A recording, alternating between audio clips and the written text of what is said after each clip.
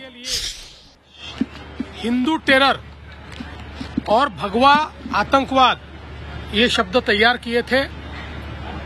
आपको वो समय पता होगा कि जिस समय पूरी दुनिया में बहुत बड़े पैमाने पर आतंकवादी घटनाएं हो रही थी और एक प्रकार से इस्लामिक आतंकवाद ये दुनिया में चर्चा का विषय था और उसके चलते हमको जो वोट देने वाले लोग हैं इनमें गुस्सा निर्माण न हो या उनको ये लगे कि हम बैलेंस करते हैं, इसलिए ये हिंदू आतंकवाद की पूरी थियरी तैयार की गई, लोगों को अरेस्ट किया गया और हिंदुत्ववादी और राष्ट्रीय स्वयंसेवक संघ के अधिकारी पदाधिकारी इनको टारगेट करने का ये षड्यंत्र था।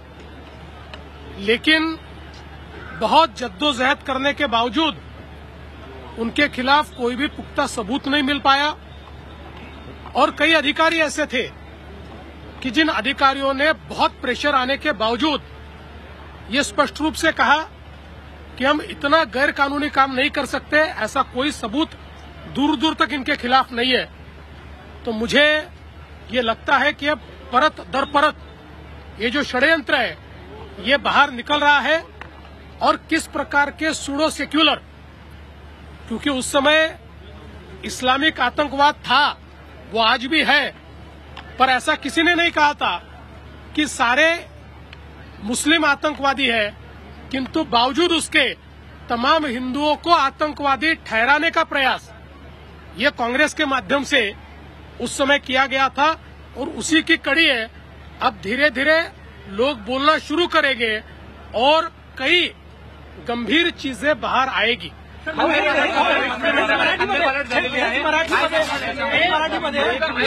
अधिकाऱ्यांना असं म्हटलेलं आहे की खरं म्हणजे आपल्या सर्वांपुढे कालच्या निकालानंतर काँग्रेस पक्षाने जे हिंदू टेरर किंवा भगवा आतंकवाद अशा प्रकारचं नरेटिव्ह तयार केलं होतं ते पूर्णपणे बस्ट झालेलं आहे। आपल्याला कल्पना आहे की 1990च्या दशकाच्या शेवटच्या भागात आणि साधारण 2000 मध्ये सुरुवातीच्या दशकामध्ये संपूर्ण विश्वात मोठ्या प्रमाणात आतंकवादी घटना घडल्या, अमेरिकेत देखील घटना घडल्या, युरोपमध्येही घटना घडल्या, भारतात तर घडल्याच घडल्या आणि यातल्या अनेक घटनांचे धागेदोरे पाकिस्तानपर्यंत होते आणि त्यातनं एक इस्लामिक टेररिझम अशा प्रकारचे एक नरेटिव्ह कॉइन झाला। हा काही भारताने कॉइन केला नव्हता, जगामध्ये कॉइन झाला। भारतामध्ये या नरेटिव्हचा आपल्या वोट बँकेवर विपरीत परिणाम होतोय अशा प्रकारे काँग्रेसला लक्षात आलं। खरं म्हणजे कोणीच सर्व मुसलमानांना आतंकवादी ठरवलं नव्हतं, पण तरी देखील या ठिकाणी सर्व हिंदूंना आतंकवादी ठरवण्याकरता काँग्रेस पक्षाने हे षड्यंत्र रचलं, यूपीएने षड्यंत्र रचलं आणि हिंदू आतंकवाद, हिंदू टेरर अशा प्रकारचा शब्द कॉइन करून अनेक लोकांना पकडलं आणि मग प्रयत्न सुरू केला, एक यंत्रणेवर दबाव आणण्याचा प्रयत्न सुरू केला। हिंदुत्ववादी संघटना आणि विशेषतः राष्ट्रीय स्वयंसेवक संघ याचे अधिकारी किंवा विचार परिवारातील अन्य संघटनांचे पदाधिकारी हे कसे या सगळ्या भगव्या आतंकवादामध्ये सामील आहेत अशा प्रकारचं षड्यंत्र तयार करण्याचा प्रयत्न झाला, पण त्याचे दूर दूरपर्यंत कुठलेही पुरावे त्यांना मिळाले नाही। पुराव्याअभावीही कारवाई करा अशा प्रकारचा दबावही त्यावेळी पोलीस यंत्रणेवर होता, पण पोलीस यंत्रणेतले अनेक प्रमुख अधिकारी हे त्या दबावाला बळी पडले नाहीत आणि म्हणून मला असं वाटतं की पुढची कारवाई होऊ शकली नाही अन्यथा हे खूप डीप रूटेड, खोल रुतलेलं अशा प्रकारचं षडयंत्र होतं.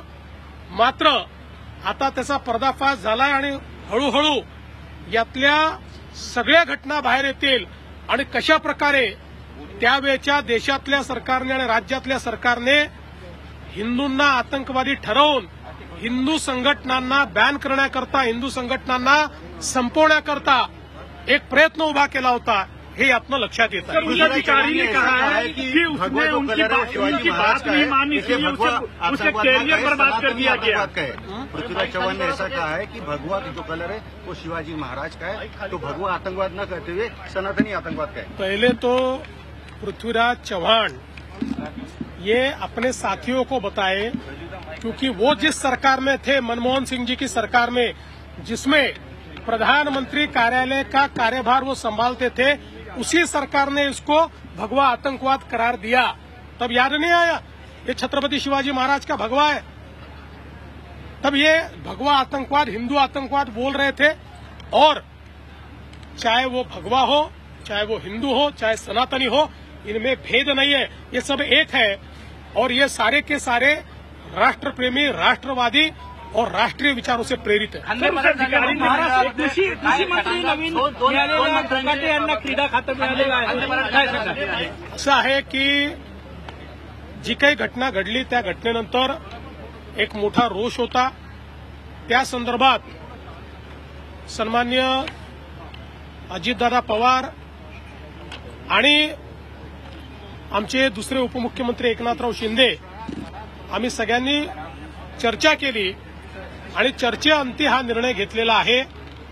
आणि म्हणून त्यांचं खातं हे बदललेलं आहे, त्यांना दुसरं खातं दिलं आहे आणि कृषी खातं हे मामा भरणेंना देण्यात आले. अजून असा बदल होऊ शकतो का? कारण शिंदे गटातल्या नाराजी आहे. आता तरी दुसरा कुठलाही बदल या ठिकाणी होईल अशी चर्चा नाही. मंत्र्यांना तुम्ही एकदा सूचना दिलेल्या आहे की असं वादग्रस्त वक्तव्य करू नये भविष्याच्या काळात. हे नक्की आहे की आता जर कोणी अशा प्रकारे बेशिस्त वर्तणूक करेल तर त्यांना सगळ्यांना आम्ही सांगितलेल्या तिघांनी कि आम्ही ये खपवून घेणार नाही, याच्यावर कारवाई होईल. जिस तरीके से कृषि मंत्री का विभाग बदला गया, तो क्या ये अन्य मंत्रियों के लिए संकेत है कि संभल जाओ? ये सभी के लिए संकेत है कि हम लोग जनता की सेवा करने के लिए आए हैं और जनता की सेवा करते समय हम क्या बोलते हैं, हम क्या करते हैं, हमारा बर्ताव कैसा है, ये सारी चीजें जनता देखती है. इसलिए उसके ऊपर अंकुश होना ही चाहिए. प्रधानमंत्री यांनी 2 वेळा तुमची भेट घेतलेली आहे. त्यांची इच्छा आहे का परत मंत्रिमंडळात येण्याची आणि काय प्रयत्न सुरू आहे? तुमची माहिती अर्धवट आहे. त्यांनी 3 वेळा माझी भेट घेतलेली आहे. वेगवेगळ्या कारणाने भेट घेतलेली आहे.